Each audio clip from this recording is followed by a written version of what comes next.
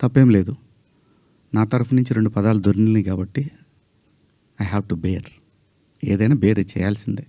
మనం దాన్ని ఓట్రిచ్చి కొట్టినా దానివల్ల ఏం ప్రయోజనం లేదు. ఎందుకంటే తప్పు నా వైపు ఉంది కాబట్టి నేను సర్దుకొని వెళ్ళాలి, తప్పదు. క్షమాపణలు చెప్పాను, ఇంకా చెప్తాను కూడా.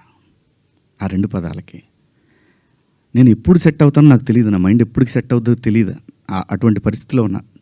నేను నా భార్య అయితే అసలు నువ్వు ఇలాంటి స్టేటస్లో ఉంది. ఎందుకంటే ఎవరికైనా ఫ్యామిలీ ముఖ్యం. తను రేపొద్దున వాళ్ళ బంధువుల్లో ఇదేంటి ఇలా మాట్లాడాడు శివాజీ అంటే తను ఎంబ్రాసింగ్గా ఫీల్ అవుతుంది కదా. నా పిల్లలు వాడి ఫ్రెండ్స్ ఇదేంట్రా మీ నాన్న ఇలా మాట్లాడు, విచ్ ఈజ్ హర్టింగ్.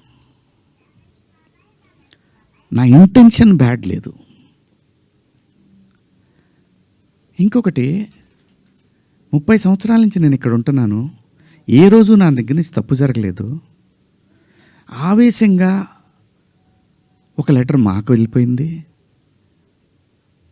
వెళ్ళిన తర్వాత వాళ్ళు డిస్కస్ చేయొచ్చు. ఏమని?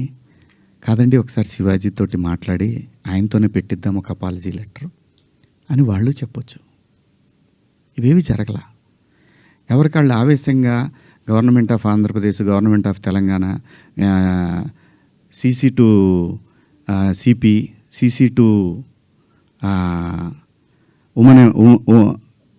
మహిళా commission, CC to PM, CC to international affairs.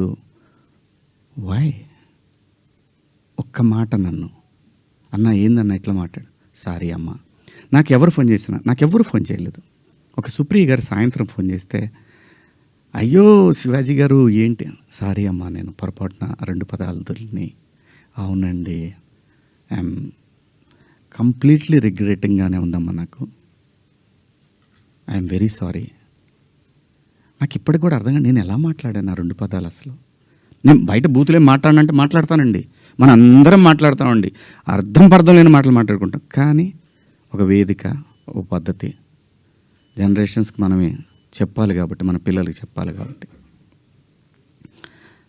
ఆవిడ సరే అండి పెట్టేసేయండి అయిపోయింది. నేను చేశాను, అప్పటికే నేను పంపించేశానమ్మా అప్పుడే. ఎందుకంటే వాళ్ళందరూ నాకు తెలుసు, నన్ను అన్నానని పిలుస్తారు. ఒక్క మాట నన్ను అడిగుంటే